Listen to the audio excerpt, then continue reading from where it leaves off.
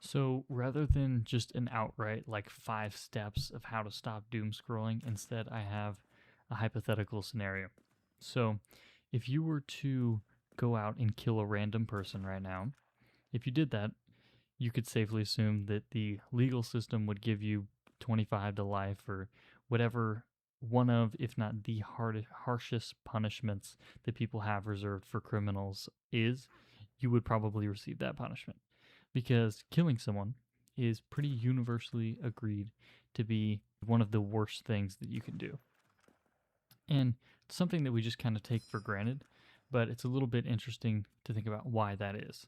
Because whether or not someone is young or old, whether or not they have like a lot of time left alive or not much, if someone is killed, we view the killer as having done one of the worst things that they can do. And that places a particular value on the time that someone has left in a way that isn't really quantifiable. Because if somebody's time that they had left was quantifiably valuable, we would see large differences in the punishments between killing younger and older people. But that's not what we see.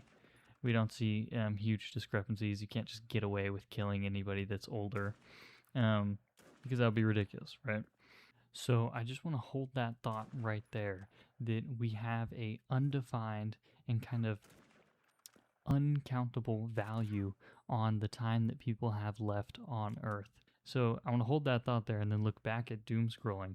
And you can probably see where I'm starting to go with this, but there's an extent to the parallels that I think is important to point out because I think people kind of undercount the amount to which doom scrolling can actually be a loss of life. Now, there are times, like I've had some good scrolling sessions where I'm just cracking up the whole time and I'm laughing really loudly in my bed at like 2 in the morning. And that's not a loss of life at all to me. That's a great time. But I think for most people and most of the time, that's not really the experience you have. It's more so just you're kind of locked in. You're not really thinking about what you're doing.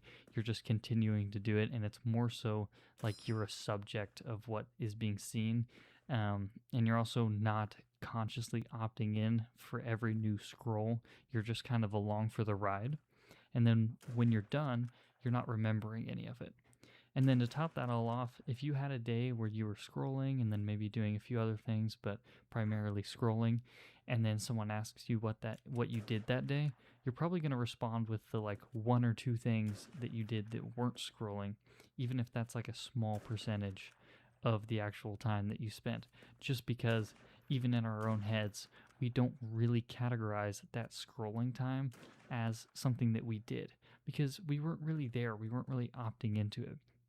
So I don't actually have a direct process for how to stop doom scrolling, but if you are doom scrolling in the future, maybe you'll be a little more sad about how it is time being lost.